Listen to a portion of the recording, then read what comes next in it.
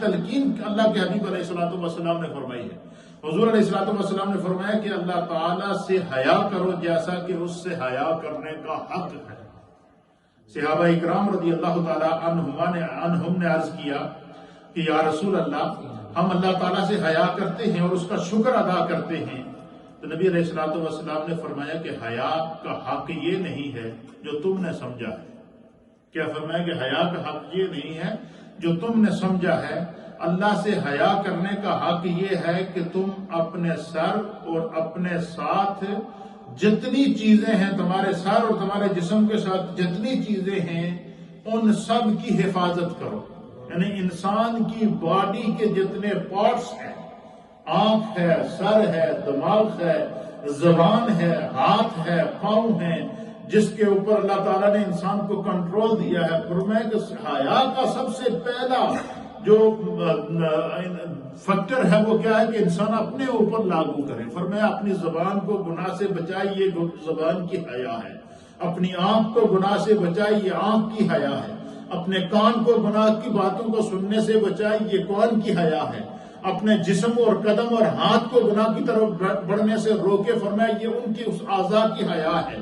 تو اللہ کے حبیب علیہ الصلوۃ والسلام فرماتے ہیں کہ جب بندہ جو ہے وہ اپنے سر اور اپنے جسم کے ساتھ جڑی ہوئی چیزوں کو جو ہے وہ گناہ سے روکے گا تو فرمایا یہ اس کی حیا ہے، اور فرمایا جس نے اس کو پورا کیا حقیقت میں اس نے حیا کی اور حیا کا حق ادا کیا، پھر اللہ تعالیٰ اس کے جسم کی بھی حفاظت کرتا ہے۔ اس کا معنی کیا ہے؟ حضور نے فرمایا کہ جڑا بندہ اپنے جسم کی حیا نہیں کرتا تو فرمایا وہ بیماریوں میں مبتلا ہوتا ہے، وہ آزمائشوں میں مبتلا ہوتا ہے، وہ طرح طرح کی ایسی لا علاج بیماریوں کے اندر مبتلا ہو جاتا ہے۔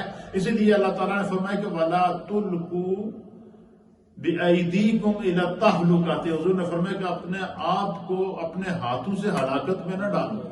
یہ قرآن میں اللہ فرماتا ہے کہ اپنے آپ کو اپنے ہاتھوں سے ہلاکت کے اندر نہ ڈالو، اور فرمایا کہ حیات اللہ کے حبیب علیہ الصلوۃ والسلام نے فرمایا کہ لوگوں تک گزشتہ نبیوں کا جو کلام پہنچا ہے اس میں بھی یہ مذکور تھا کہ جب تک تم میں حیا رہے، اگر تم میں حیا نہیں ہوگی تو تم جو چاہو مرضی کرتے پھرو۔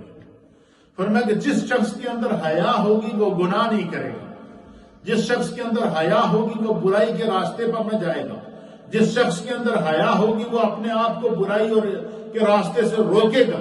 تو فرمایا کہ جس کے اندر حیا ختم ہو جائے تو اللہ کے حکیم نے فرمایا پھر جڑا کوئی چاہے کرتا پھرے، پھر اس کو اس کے انجام کی سزا ملے گی۔ پھر فرمایا کہ حیا ایمان کا شعبہ ہے۔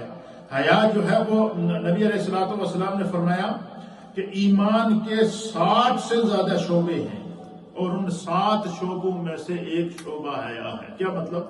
کہ ایمان کے 60 حصے ہیں جو ہر مومن کو اللہ تعالیٰ عطا فرماتا ہے، اور ان 60 حصوں میں سے سب سے پہلا جو حصہ ہے وہ حیا ہے۔ حیا کیا ہے؟ اپنے آپ کو گناہ سے بچا کے رکھنا۔ حیا کیا ہے؟ برے کاموں سے بچا کے رکھنا۔ حیا کیا ہے؟ ہر اس کام سے اپنے آپ کو بچانا ہے جس سے اللہ اور اس کے رسول نے منع فرمایا ہے۔ پھر اسی طریقے سے اللہ کے حبیب علیہ الصلوۃ والسلام نے فرمایا کہ جب یہ اہم، یہ آج کی پورے درس کا یہ پیغام ہے، اس کے اندر سرکار دو عالم صلی اللہ تعالیٰ علیہ وآلہ وسلم، ابن ماجہ شریف کی حدیث ہے، حضور علیہ الصلوۃ والسلام نے فرمایا کہ جب کسی قوم میں اعلانیہ طور پر بے حیائی فروغ پائے۔ اب مجھے بتائیں کہ ہم جس دور سے گزر رہے ہیں اس دور میں اعلانیہ بے حیائی ہے یا نہیں ہے؟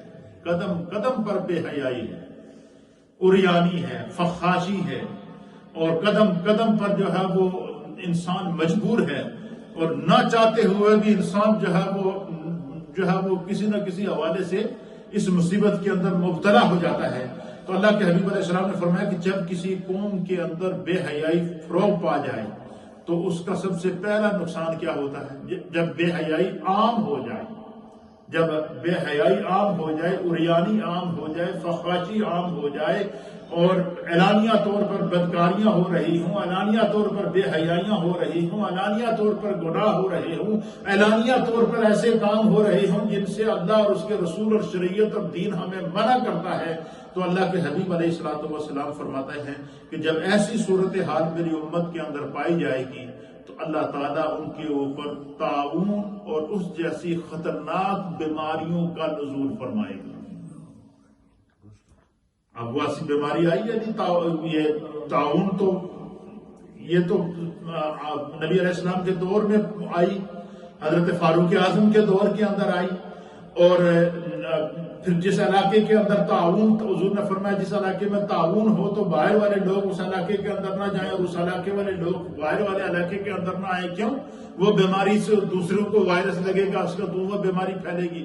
اسی طریقے سے آج کے دور کے اندر پھر نبی علیہ السلام نے فرمایا صرف یہی نہیں، فرمایا کہ طاعون کو مسلط کر دیا جاتا ہے اور ایسی بیماریوں میں انہیں مبتلا کر دیا جاتا ہے جن کا پچھلی قوموں نے نام تک نہ سنا ہوگا۔